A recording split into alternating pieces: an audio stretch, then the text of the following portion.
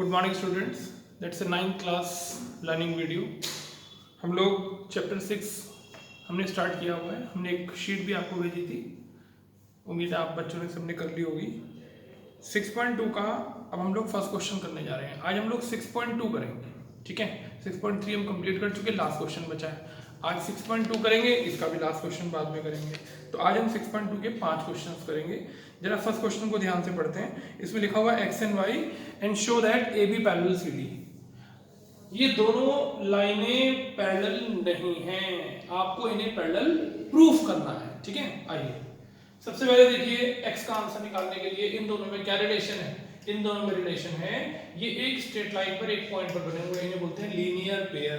तो क्या लिखूं, 50 plus x equals 180 degree, bracket में लीनियर पेयर। बताइए एक्स का आंसर निकालने के लिए क्या करेंगे, 50 को उधर जाकर माइनस कर देंगे, एक्स की वैल्यू आ गई 130 डिग्री। ये देखिए, ठीक है, एक्स का आंसर आ गया। ध्यान रखना, अभी ये लाइनें पैरेलल नहीं है। आप कोई भी प्रॉपर्टी नहीं लगा सकते, ना ऑल्टरनेट लगा सकते, ना कॉरस्पॉन्डिंग लगा सकते, ठीक।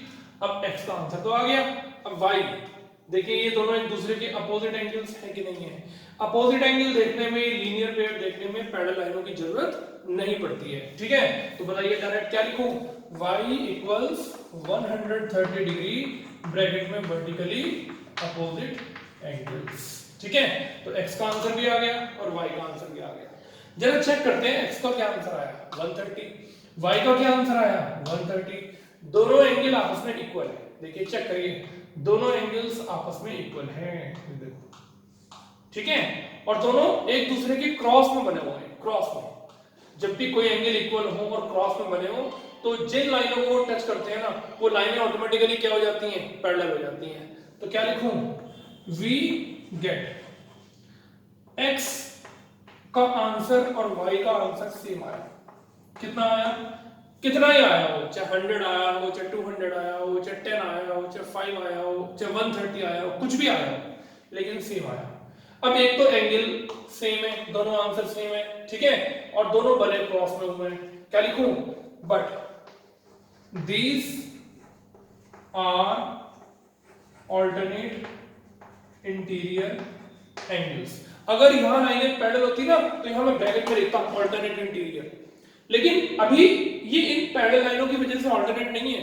ये क्यों है, एक तो क्रॉस में बने हुए हैं और दूसरा इनका आंसर सेम है। तो मैं लिखूंगा but these are alternate interior, ठीक। अब बताइए, अगर ये क्रॉस में इक्वल एंगल है, तो जिन लाइनों को ये टच कर रहे हैं, एक्स की कौन सी लाइन टच कर रही है, एक्स को, ए बी, और तो इनकी एंगल की वजह से, अब बताइए लाइनें कैसी होगी, पैरेलल। जब लाइनें पैरेलल होंगी तो ऑल्टरनेट इंटीरियर एंगल होंगे, और अगर क्रॉस में इक्वल बने हुए एंगल ऑल्टरनेट बने हैं, तो उनसे टच करती हुई लाइनें भी क्या होंगी, आपस में पैरेलल, ठीक है। समझ में आया, लाइनें पैरेलल नहीं थी, आपको प्रूफ करनी थी। कैसे प्रूफ किया, इन दोनों का आंसर आपने सेम निकाल के दिखाया। हमने कहा जो आंसर x का आया y का आया। और क्या इंपॉर्टेंट बात है कि दोनों बने क्रॉस में हुए हैं, तो क्रॉस में इक्वल एंगल जब भी होते हैं तो उनको ऑल्टरनेट बोलते हैं। ब्रैकेट में लिखते हैं, अगली लाइन में उसका रीजन लिखते हैं, ठीक है। ब्रैकेट में कब लिखते हैं, जब लाइनें पैरेलल होती हैं। जब खुद इक्वल एंगल होते हैं तो उनकी वजह से लाइनों को पैरेलल दिखाना होता है, तो नीचे स्टेटमेंट आता है। तो ए बी लाइन किसके पैरेलल हो गई, सी डी के, ठीक। चलिए सेकंड क्वेश्चन पर चलते हैं। सेकंड क्वेश्चन खूब टाइम एग्जाम में आया हुआ है, खूब इंपॉर्टेंट है, अच्छे से सेकंड क्वेश्चन को पढ़िए। मैं सेकंड क्वेश्चन की फिगर ड्रॉ कर देता हूं।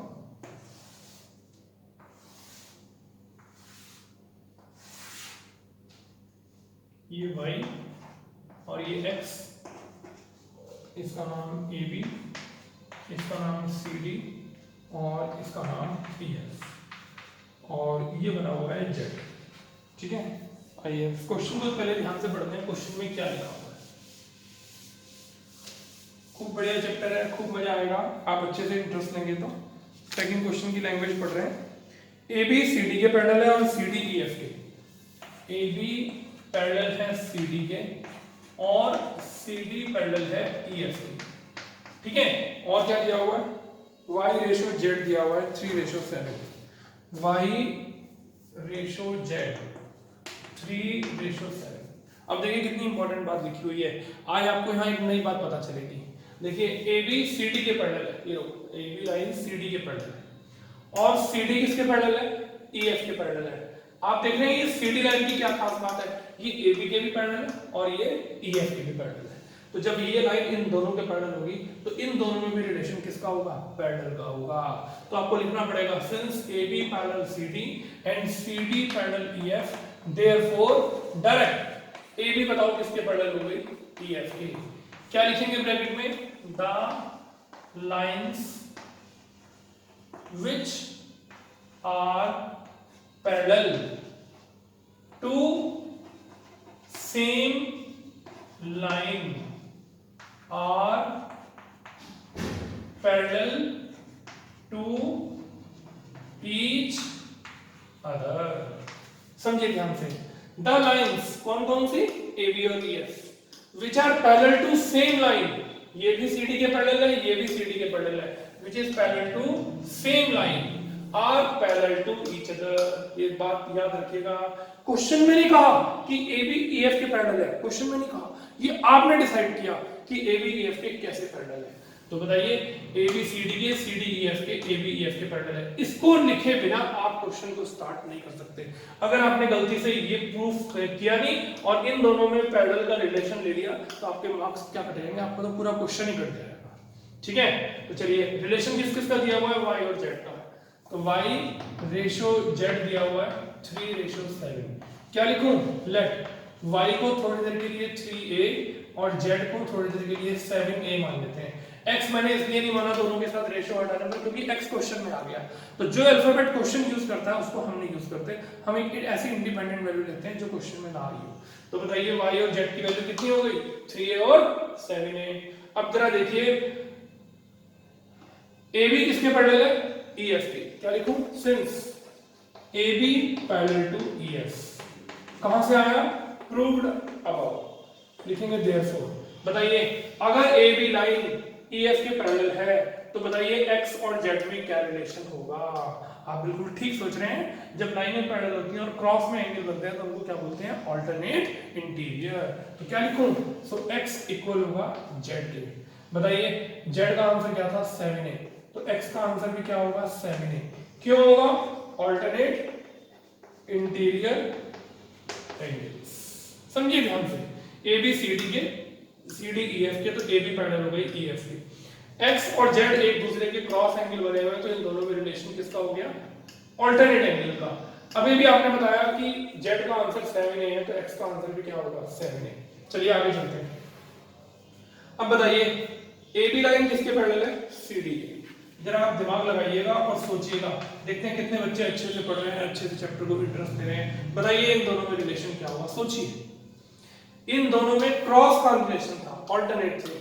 ये दोनों क्रॉस नहीं है, ये सेम साइड में बने हैं। जब भी एंगल पैरेलल लाइनों के बीच में सेम साइड में बनते हैं ऐसे एंगल्स को को इंटीरियर एंगल्स बोलते हैं और को इंटीरियर एंगल्स का सम 180 डिग्री होता है। ठीक है, तो AB लाइन किसके पैरेलल है? CD के पैरेलल है। तो X और Y का सम क्या होगा? 180। ब्रैकेट में क्या लिखेंगे? को इंटीरियर एंगल्स। तो चलिए X का आंसर बताइए कितना? 7A और Y का आंसर बताइए कितना? 3A और इक्वल 180 डिग्री। अब बताइए कितना हो गया? 10A equal 180 degree. 10 को डिवाइड में ले जाओ, A का आंसर बताओ कितना आ गया? 18। अब देखना उसने क्वेश्चन में आपसे किसकी वैल्यू पूछी? उसने तो खाली X पूछा। बताइए भैया X का आंसर क्या था? X का आंसर था 7A। देयरफॉर X की वैल्यू 7A और A का आंसर 18 है। अब हम 7 की 18 से मल्टीप्लाई कर देंगे। ये देखिए 7 8 का 56, 56 का 6, 7 में 7 प्लस 126 आंसर। देखिए X का आंसर। ठीक है, समझ में आ गया? ये बात बड़ी इंपॉर्टेंट है, ध्यान रखना। डायरेक्ट AB को EF के पैरेलल नहीं लेना, पहले AB CD के फिर CD EF के। तो AB EF के पैरेलल हो गई।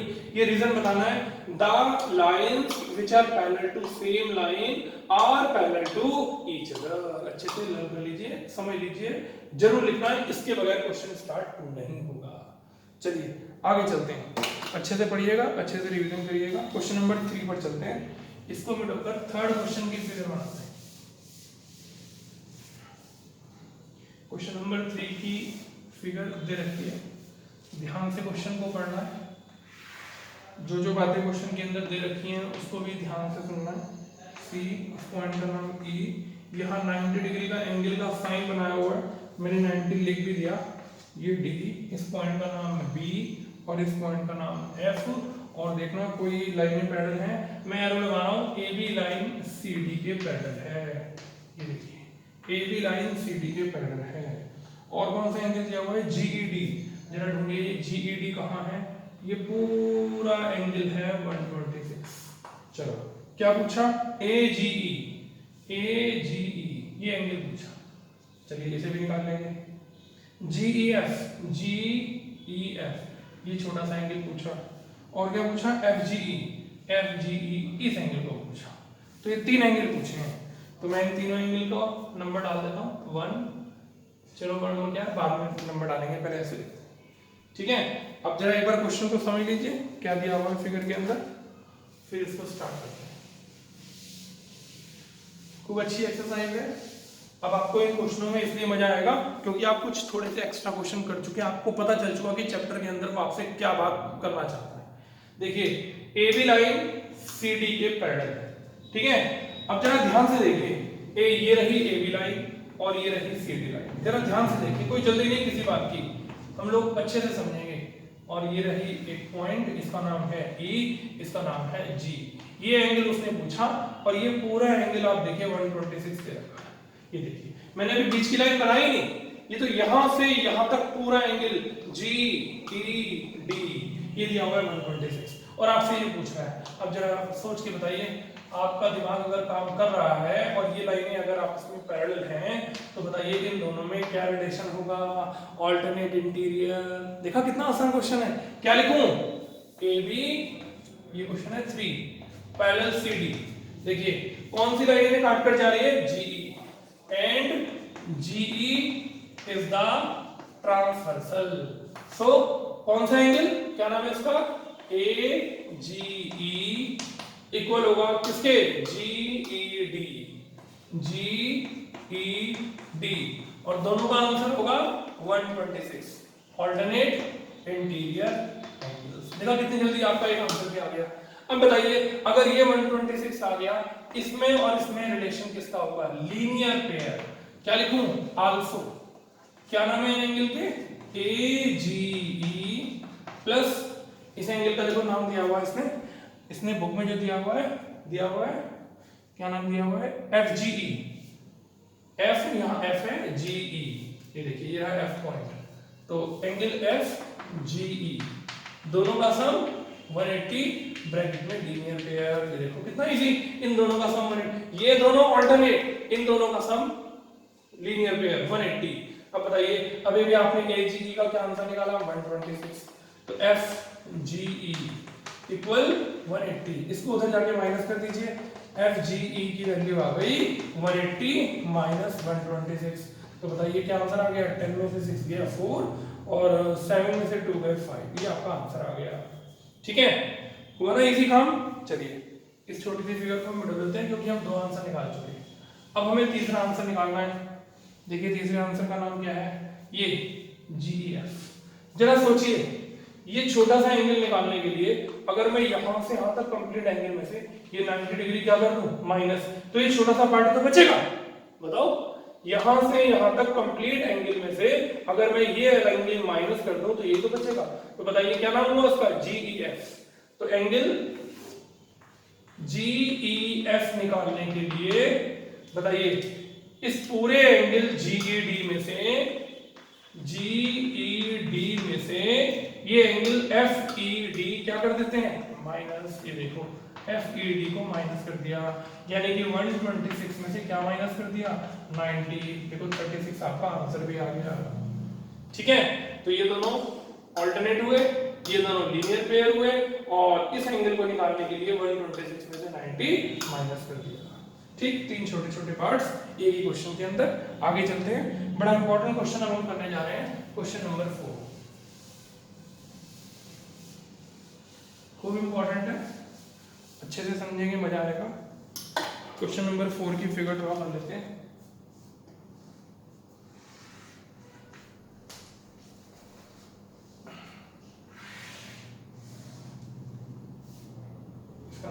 P, ये Q, ये 110, इसका नाम R, ये S, ये 130, इसका नाम T।